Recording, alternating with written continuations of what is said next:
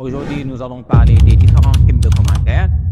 Mais avant cela, nous allons essayer de voir c'est quoi le commentaire de texte. Salut, c'est Kira, l'apprenti littéraire, votre présentateur de la chaîne Deflet. Commenter, c'est donc faire sortir ce qui tue en prenant appui sur les procédés littéraires, sur les outils d'analyse, à savoir les figures de style, les types de verbes, le temps de conjugaison, la ponctuation. Il faut, à partir de ce qui est dit dans le texte, chercher les symptômes de ce qui tue. Et cela passe par la manière que l'auteur ou le narrateur a utilisé pour dire ce qu'il a voulu dire dans le texte. Attention, le commentaire, ce n'est pas une narration. Il ne consiste pas à dire ce que nous savons déjà du texte ou ce que l'auteur a déjà dit, mais il consiste à nous dire ce que l'auteur laisse sous-entendre, le message caché. Les Wolof disent, wax yu yegg dafa ko moom. Donc en quelque sorte, le texte littéraire, c'est un message qui n'est pas dit complètement, mais il y a un message caché entre les lignes. Donc, commenter revient à répondre à ces trois questions. Qui ou quoi? On parle de qui? On parle de quoi dans ce texte? Comment?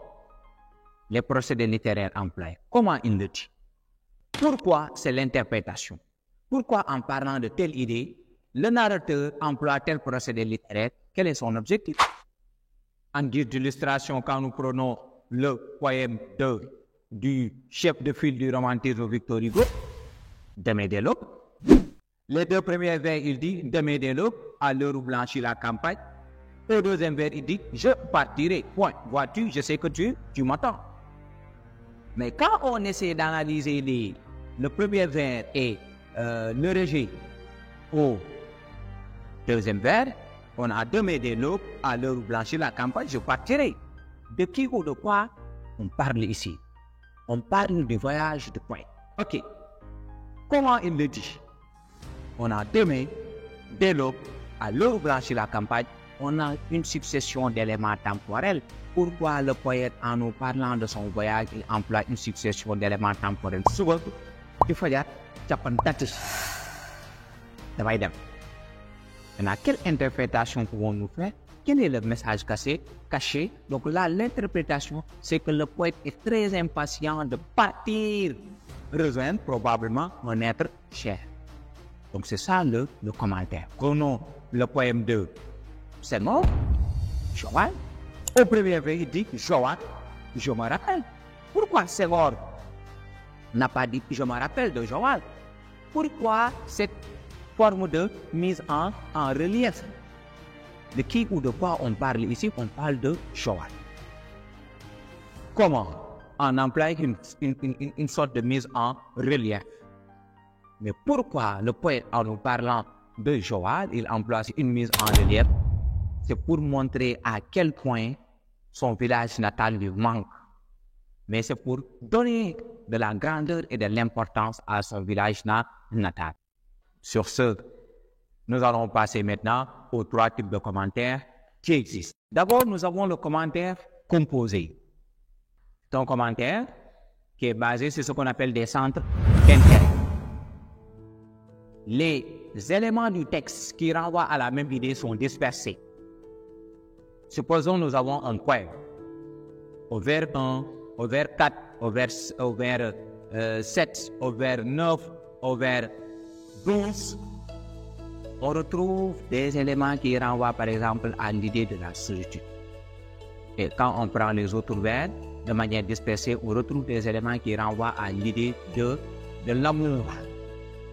Donc, vu que les éléments qui renvoient au procédé littéraire sont assez dispersés, c'est pourquoi on l'appelle un commentaire composé. Donc, quand on prend ces éléments-là, on forme ce qu'on appelle un centre d'intérêt. Le commentaire composé se fait en centre d'intérêt. Minimum 2, maximum 3. Ensuite, nous avons le commentaire suivi. Il y a l'adjectif suivi. Donc, quelque chose qui est successif. C'est un commentaire dans lequel les éléments qui renvoient à une même idée se suivent. Supposons nous avons un texte, un extrait de roman qui fait 25 lignes. Si je prends de la première ligne jusqu'à la ligne 15, je retrouve la même idée qui est évoquée là-bas. Par exemple, le jugement de Meursault.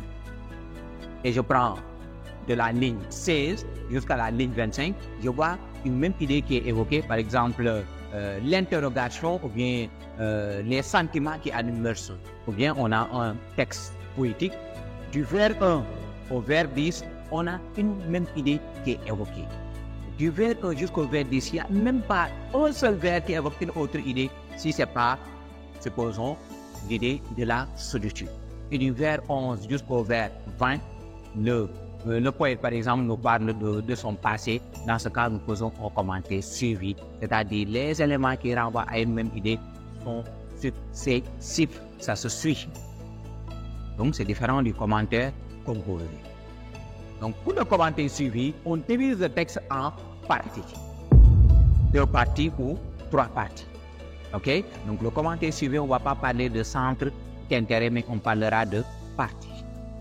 En dernière position, il y a le commentaire dirigé que les élèves font avant d'entamer la méthodologie du commentaire composé.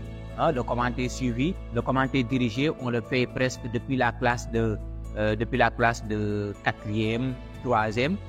Il consiste à vous donner un texte et à vous y poser des questions. Ce même type de commentaire est appliqué à l'université. On vous donne un texte, on vous demande l'idée générale, on vous demande de diviser le texte par exemple en 2 ou 3 parties. On prend quelques extraits du texte, on vous demande de l'interpréter. Pourquoi on commentaire dirigé? Parce que ce sont les questions qui vous disent ce que vous devez faire. À l'université, maintenant ça fait 3 ou 4 ans, au lieu de donner un texte à commenter, soit le commentaire composé ou le commentaire suivi, on vous donne un texte avec 2 à 3 questions. Il peut y arriver qu'on vous demande de faire l'introduction d'un commentaire composé ou suivi pour ce texte et la conclusion. Mais les 3 questions qu'on va vous poser, l'erreur, c'est de penser que je vais y répondre comme un élève de 4e ou comme un élève de seconde en recopiant le texte. Non, il faut répondre à ces questions sous forme commentaire. Tous les éléments d'analyse que vous allez utiliser, ça est dans le texte. Vous allez répondre à chaque question en employant les procédés littéraires pour faire une interprétation. Vous allez répondre à chaque question en regroupant ces 3 éléments essentiels pour le commentaire, qui ou quoi, l'idée, comment, les procédés littéraires et pourquoi c'est l'interprétation. Maintenant que nous connaissons les 3 types de commentaires, nous allons dans la prochaine vidéo passer maintenant à la méthodologie du commentaire composé et du commentaire suivi. C'était Kira, votre présentateur de la chaîne DefLet. Si vous avez des questions, merci de les mettre dans les commentaires. Nous essaierons d'y répondre. Merci.